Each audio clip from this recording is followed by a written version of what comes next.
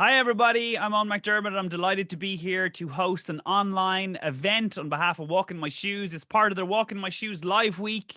They've been running a really packed program of online events all week long. It's to mark World Mental Health Day. I hope you've caught some of it. You've got amongst it. They're incredible people. They do incredible work. I've done some bits and bobs with them over the years, and they are ferocious and tenacious and relentless. There's some good stuff there.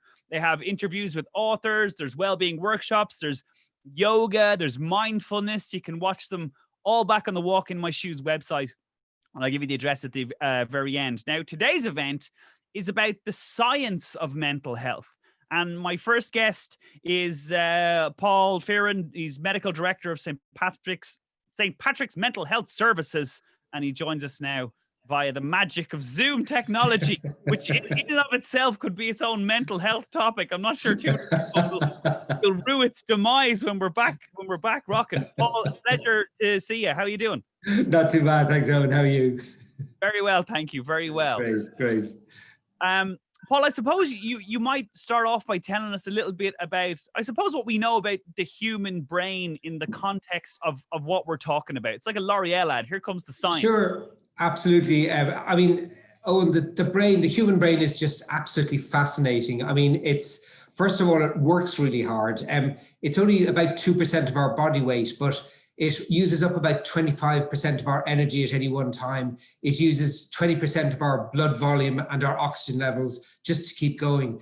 I mean, there's this myth that we only use 10% of our brain at any one time. That's rubbish. We're using our brain all the time. We use an awful lot more than that. Even when we're sleeping, our brain is very active. Just to give you a sense of how complex it is as well. I mean, we know it's got a lot of cells, but it's got 100 billion brain cells. If you put them end to end, and remember, these are tiny, they're minuscule, they would stretch for 1,000 kilometers from one end to the other. The blood vessels that support the brain cells, if you put them end to end, it'd be 100,000 miles. This is a vast, complex organ. The brain cells are also the longest living cells in the body, but so even though they don't change much, the thing that does change is their wiring is constantly being rewired. It's like a circuit that's constantly looking for new connections. And that's why we lay down memories, and that's why we develop new skills, because it's constantly finding the most efficient ways for these connections to be made. The brain itself, in terms of its weight, it's about 1.4 kilograms. So I think it's a bit more than or less than a bag of sugar. It only matures fully around the age of 25. And around that time, it also starts to lose a few cells. It loses about 1 gram per year, would you believe, after the age of 20 every year. That's about 9,000 cells, brain cells per day, which sounds like a lot, but in the context of 100 billion cells, it's not too much. In terms of the actual brain itself, there are various regions. We've been able to map out the brain over the last 150 years or so quite a lot. So the part of the brain at the front of your head, the frontal region, is involved with thinking and movement, emotions and planning ahead. The parietal, which are around to the side, the parietal lobes, you have one of these on each side, obviously, is involved in temperature, sensation, taste, touch and movement. And the temporal lobe, they were the parietal lobes, the temporal lobes are involved in sound and speech and managing emotions. There's a part of the temporal lobe called the amygdala, which has a really specific function, which is actually being able to recognize emotions on people's faces. So if you have something wrong with your amygdala, you can have this unusual thing where you're able to look at faces but not pick up any of the emotions on people's faces.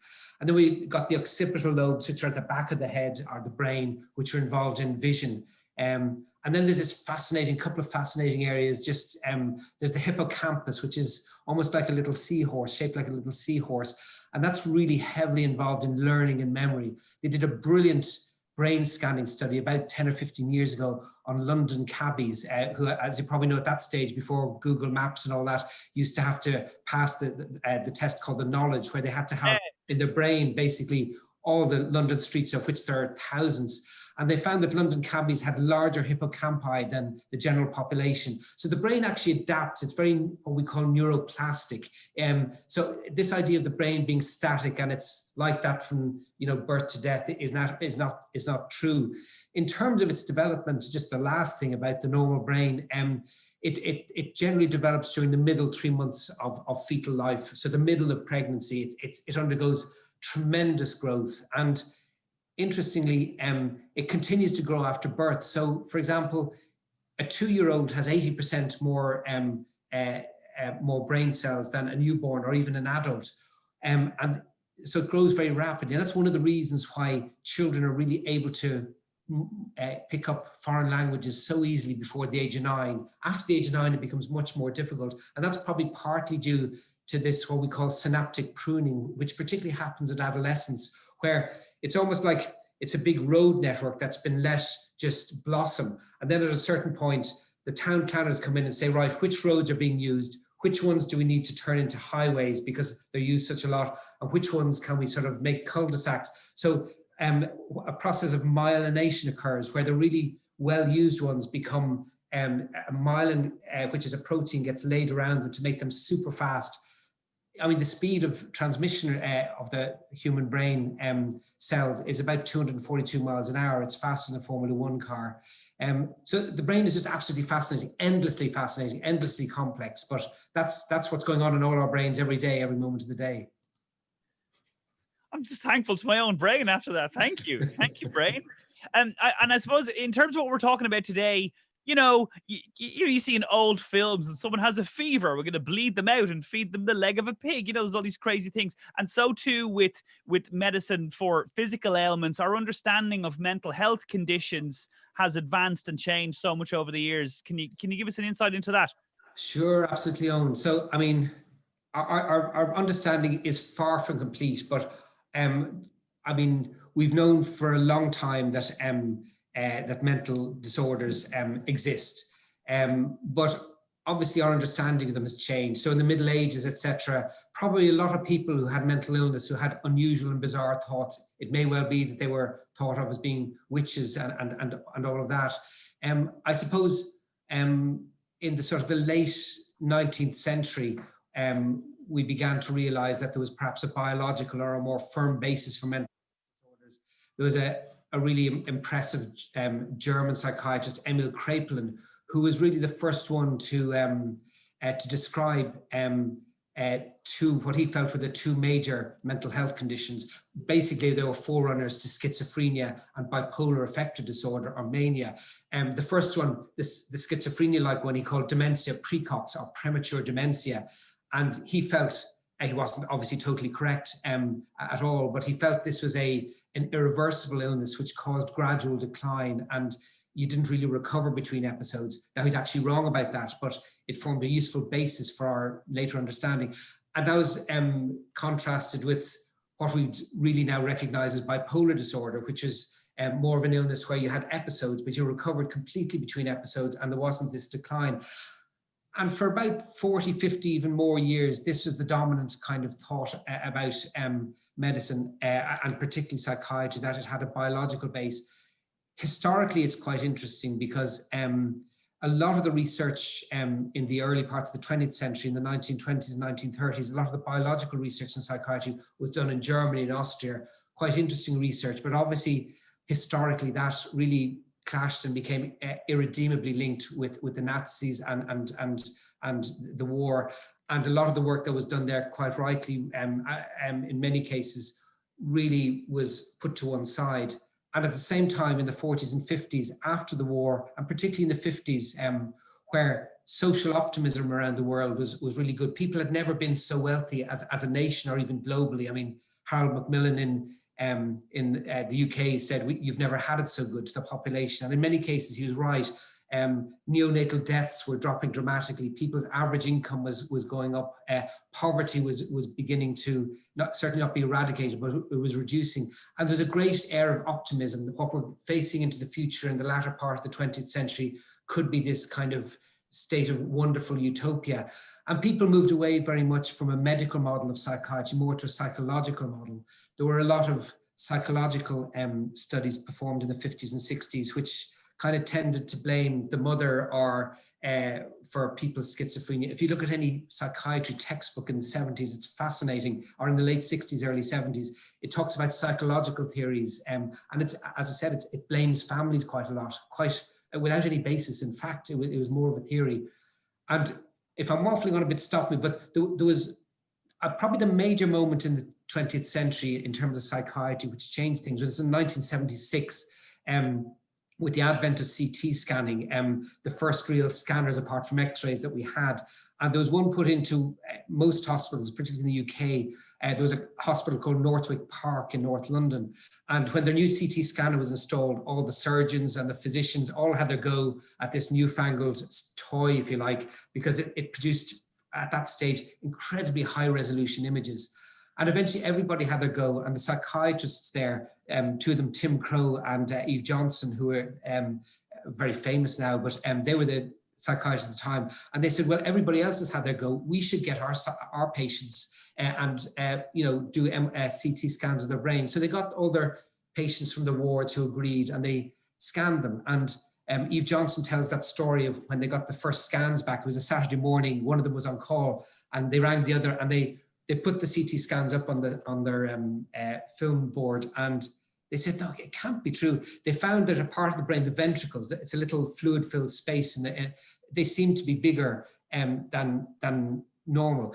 That was extraordinary, because the one thing about psychiatry is, and it's still the case, that there's no single blood test or x-ray or diagnostic test that tells you have a disorder. So if you have pneumonia, you can have an x-ray which shows up something. You can grow your sputum, you can grow the bugs there, and you can actually see what's going on. With psychiatry, we depend on symptoms and constellation of symptoms. We have very effective treatments, but this is the first time that somebody had shown something in black and white associated with a psychiatric disorder. And that really ushered in, and I'll shut up now in a moment, I know I'm going on a bit, the decade or two of the brain where everybody became very focused on a very biological, a very medical model of psychiatric illness. The pendulum has shifted back a little bit over the last 20 years, because the pure medical or biomedical model doesn't explain things. It leaves too many questions unanswered. And indeed, we're finding a lot of evidence that there are other things, like, for example, the three most reliable findings that increase your risk of schizophrenia worldwide over decades are, number one, the amount of time you spend in childhood growing up in an urban environment. Number two, being of migrant status, whether that's a Greenlander living in Denmark, a Black African living in London, a Norwegian going to Minnesota. All migrant groups appear to have increased rates of mental illness. And the other one then is, again, we don't know why, but it's every study replicates, is winter birth. Being born in the winter months increases a little bit your chance of developing schizophrenia. So we have all these tantalizing bits of evidence. And so our modern kind of model of mental illness is very much a multifactorial one. And I haven't even talked about genes yet, but it's a mixture of environmental and social and biological, if you like, risk factors. And indeed, our modern treatments reflect that. And you mentioned genes there. I mean, anytime I'm doing, talks, I'm not a professional. I just, speak from experience and very anecdotally. But when you're talking about, I always differentiate between, just for kids in a kind of black-white way, there's mental health, which is just your reaction to, external factors and what life throws at you. And then either mental illness or mental disorder, whatever you want to call it, like bipolar, schizophrenia, stuff that needs lifelong treatment. For both of those things, like your predisposition to reacting badly to trauma or an illness that needs lifelong medication, do genes play a factor in both of those? They do really. I mean, we tend to focus when we talk about genes or our heredity in terms of illness, but we should also remember that there are probably thousands of genes that code for health or protection from illness. We know certainly in mental health, as we do in physical health, that there's a certain genetic risk in mental illness. I mean, we've known that back 2,000, 3,000 years. I mean, Hippocrates, the so-called father of medicine, noticed mental illness, I don't think he used quite the word mental illness, runs in families. And that's a sort of an indicator of genes. And even before modern genetics, I mean, over the past 100 years, there've been really good, what we call clinical genetic studies, where we look at how illnesses cluster within families. And you can do family trees and, mark the people who might have a particular disorder. Those kind of studies can become very refined. So for example, you can do twin studies where you can look at whether identical twins are more likely to be what we call concordant. In fact, both of them have it, than non-identical twins, on the basis that identical twins share 100% of their genes, non-identical twins share 50%. So if something is genetic, the identical twins should be more likely for both of them to have it than one of them. It's a very hard concept to explain in words, but basically we know from twin studies that something like schizophrenia, for example, and even bipolar disorder, about 46% of the causation of these disorders is genetic. But that equally means that about the same amount isn't genetic. There are other causes in the environment. And the problem with genes is that initially in the 1980s, when the early molecular genetic techniques came in, where we were able to actually start looking at specific genes, we were very optimistic. We thought, oh, it's only a matter of time before we find the gene for schizophrenia. And once we can identify that, we can actually predict who's going to get it. That didn't turn out that way. We didn't find the gene. So in the late 80s, early 90s, we were talking about maybe it's about 10 genes. Now we know actually that it's about 1,000 genes, all of which have a tiny effect. You and I probably have about 100, 150 of them, but it's, it may be that you need 300 of them to actually express the symptoms of schizophrenia. And each of them individually only counts for a tiny proportion of your risk for schizophrenia, but combined, if you have enough of them, of the right ones or the wrong ones, then you develop these. What I've just said about schizophrenia holds true for most mental health disorders. Yeah, okay. And quickly, two final questions. Yeah. As our knowledge of what happens in the brain, has it led us to, any treatments for these conditions, enhanced treatments, a different way of looking at things?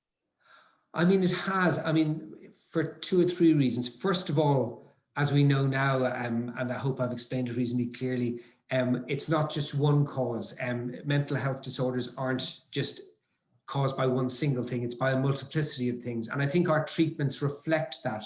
So, for example, although maybe 20, 30 years ago, if you had depression or schizophrenia, the mainstay of treatment would be just medication. Now, medication is still a very important and very effective part of treatment, but now in modern treatment settings, we have multiple disciplines. So it's not just doctors and nurses, it'll be psychologists, occupational therapists who work on people and their lifestyle and their structure and routine, social workers to help them with supports, etc. We work almost like an orchestra where we're each playing the same tune, but we're maybe playing different instruments, but they all come together. And the outcomes really have much improved. I mean, I think that's one of the messages I'd like to get across. Oftentimes when we'd be talking about mental illness 20, 30 years ago, people might paint a very depressing picture of that these are long-term disorders that never recover. This isn't true. There are much better treatments now than even 30 years ago. Most people, even if they don't fully go into remission, they get long periods where they're well, and there are very effective treatments, and ones with far better or fewer side effects than 20 or 30 years ago. Yeah, sure. Professor Paul Fearon, Medical Director, St. Patrick's Mental Health Services. Thank you so much. I know you're a busy man, so we appreciate the time and the insight. No problem. Thank you so much. See you, and take care. Bye. Thanks, Paul Sloan. Okay, everybody, we're going to jump from Paul now to our next guest, who was announced recently as the Walk in My Shoes ambassador. Her name is Nicole Owens. You may very well have heard of her. She's a Dublin Senior Ladies GAA player. She's an advocate for pursuing positive mental health, and she first publicly opened up about her own experience with depression in an RTE documentary called Blues Sisters, excusez-moi. And since then, she shared her story in the hope that it can help others who have struggled with their own mental health. Hi, Nicole.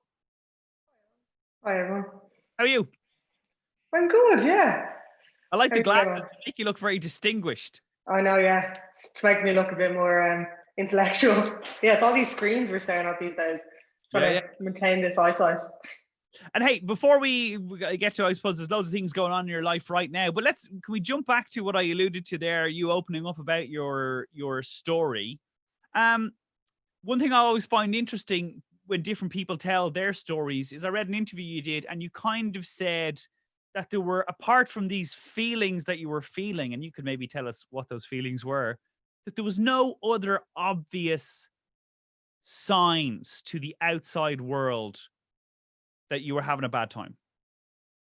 Yeah, I think it's one of those things that mental health difficulties can often be completely invisible. It's not very obvious to someone else unless you're crying or really struggling. So I think you kind of get to the stage where if you can put a brave face on it, people aren't aware of it. So I suppose I would have been very much kind of in my own self, not happy at all, but I was definitely had just developed this sort of like protective layer.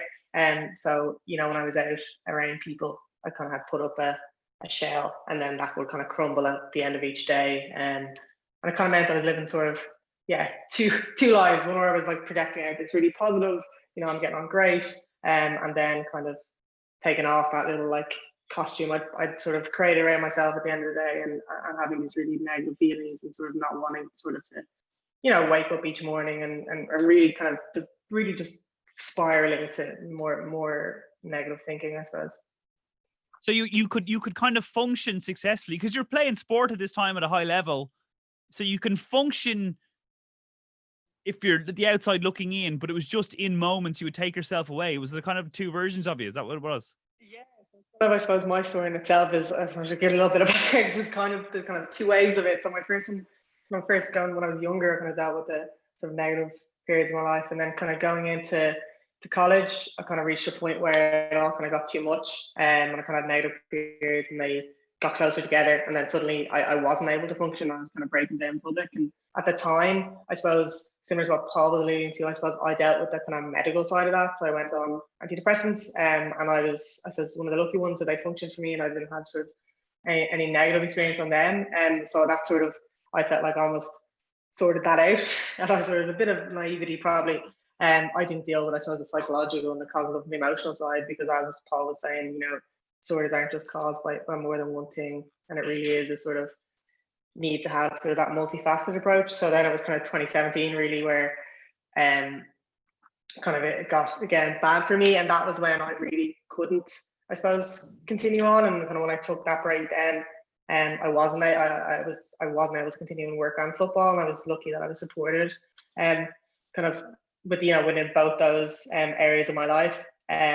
But I kind of had left myself in a situation where I was no longer able to sort of function and keep going, and I needed then sort of a hard stop on my life almost, and sort of reestablish where I was at, and sort of all those other facets that I hadn't considered as actually leading into sort of, I suppose, my kind of proposed sort of tendency maybe to be a bit more maybe. So then if you look at it, I'm not going to attempt to go down the biomedical route, but I suppose like maybe it's something that does run in my family, so I was already more at risk of it. I'm going to abandon. I'm not going to go down Paul's route there. You know what you're saying there? You were like, you got the medicinal side of things sorted out, and you were taking antidepressants, but in terms of the more holistic approach, you were neglecting the psychological side. Did you? Because I kind of talked about my own brush with a bad period of mental health, and it wasn't that I didn't want to address that side of things. It's that I didn't know how to.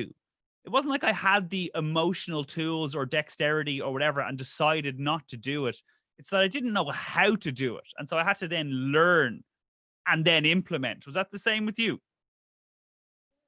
It was, because I think initially that kind of first time I was in college, I had started going to a therapist, but I think I'd sort of, the kind of my ups and downs were being regulated, then the hormones being regulated by the medication. So I think it was almost a case of maybe a bit, I suppose maybe a bit more than you. I had probably had access to resources, but it was a bit more sort of ignorance and sort of wanting to sort of have that chapter of my life over with, and just be like, oh, I'm grand now, and move on. And that's, firstly, I didn't obviously have that holistic approach, but then also, like, I suppose looking after your mental health is a lifelong thing.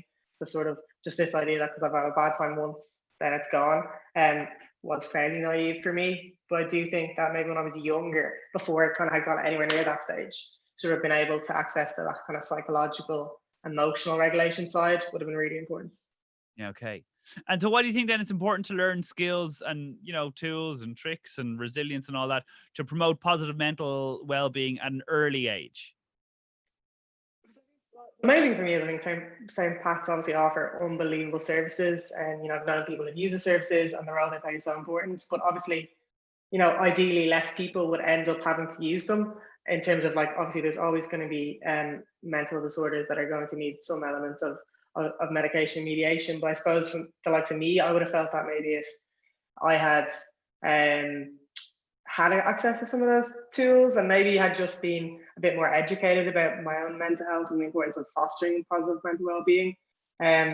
So, you know, the likes of a WIMS is really to, I suppose, open that door. And I suppose it really is a case of really opening a conversation, and people realize that there are resources out there, and there are, I think, quite like not easy tools, but like very simple things you can do that kind of over time are really show the impact they can have. So even things like learning how to, like, you know, regulate your emotions, or like learning like slow, calm breathing that really help manage your stress. Just little things like that that can be done on a daily, that don't sort of interrupt your life, but kind of stop maybe building up something really negative. Yeah, I remember they sent a resource book out for teachers, and it was aimed at kids. And I remember reading one particular thing and going, God, I wish that had been presented to me in black and white when I was a kid. And it was like knowing how to identify and remove toxic friendships or toxic relationships from your circle. And I was like, that would have been revelatory to me as a kid. Yeah, I think it's one of those things you probably just don't realize that probably as you get older, you probably do become more aware of people that are around you that don't make you feel great. And actually, if there's someone in your life that isn't making you feel great on a regular basis, they don't need to be in your life. That's probably a level of sort of choice we have about who actually gets to impact our emotions. Yeah, and actively cultivating relationships that do make you feel good on the far side. Are you listening to any podcasts? And if so, what are they? So I actually listen to loads of podcasts. I listen to, do you mean in relation to positive mental health, or well, like, wide world? But look, if you're listening to some cool baking podcasts, let me know. So in terms of mental health, there's a few really good ones. I think it's a Caroline Fearon who wrote the anxiety book, which is brilliant. I actually kind of in 2017, I got that book, and I almost sort of used it as a textbook because I was in the midst of being in a really bad place, and I was like, okay, I'm going to follow this book step by step. And I actually found it brilliant. But she has a podcast where she talks to all sorts of celebrities about, I suppose, their sort of experience. Yeah. So I'm not sure. I feel like you might have been on it, but no, I wasn't. I wasn't on it actually. Yeah. No, you know, Owning It was the book. I'm not sure if that's the podcast. Yes, yeah, that's it. So it's I think the podcast is called Owning It. But it's brilliant. Just like, you know, the Amy Eoghan and things like that are just really good at talking about their experience. And then apart from that, though, it's all like crime and horror podcasts. Okay, well, yeah, let's leave that to one side. What message would you send, I suppose, in the spirit of what we're talking about here, what message would you send to young people to help keep them motivated as we're still kind of navigating this new situation we find ourselves in? It's tough for people who've had sort of, I suppose, their social lives. This is the time you get to be so social, especially when you're younger and with school and things like that. I suppose just being cognizant of like nurturing your mental health the way you would your physical health. That's probably the most important thing I learned. So like if you don't feel well, you don't feel well for a few days, you look at maybe what you're eating if you're not sleeping enough. So I think maybe checking in on yourself, and if you're starting to feel anxious, sort of instead of just sort of brushing it off, and try and think about actually what that is. And obviously, like, if it's a one big thing, like if you have to, give a talk or something, you're going to be really anxious about one specific thing. But if it's something maybe that you're like, I don't actually know why, I'm feeling a bit low or anxious, maybe stopping to think about what could be the cause of that, and even just talking to someone else about that. Yeah, and I kind of feel like that message has been, like, that drum has been beaten well. Like, if you're not feeling great, don't be afraid, make the leap, yada, yada. I almost feel like it's kind of turned into like the hallmark phrase of mental health speak. And at the same time, it's the biggest barrier for people. So it seems like such a simple message, but I always think it's worth repeating and repeating and repeating and repeating again. Because, like, I guess in your situation, in my situation, loads of people's situation, you kind of know what the thing you need to do is. And at the time, for me, like the terror of taking the leap was so great that even though I kind of knew that on the other side of it was some kind of resolution, I'd rather sit there and wallow in the bad feelings. Like, that's how terrifying it was. So yeah, it's a simple message, but it's a powerful one, and it's the right one. How have the COVID restrictions affected the Dublin senior ladies? What's going on? Do you think the inter-county is going to go ahead? Oh, I don't know. So we have to act like it's going to, and listen, we still get to be around the team in some sort of way. But yeah, it's face masks, split dressing rooms. It's weird. But we're getting to play at the moment, but we'll see. I don't know. Hopefully, there's no level 5 coming, but. I just say let's just feck up the old Christmas trees now. Let's just get into it. Yeah, I know Christmas is going to be a whole other ballgame. Hey, listen, thank you so much for coming on and for being ambassador in general for Walking My Shoes. They do great work and you've been a great ambassador, so we really appreciate the time. Slán.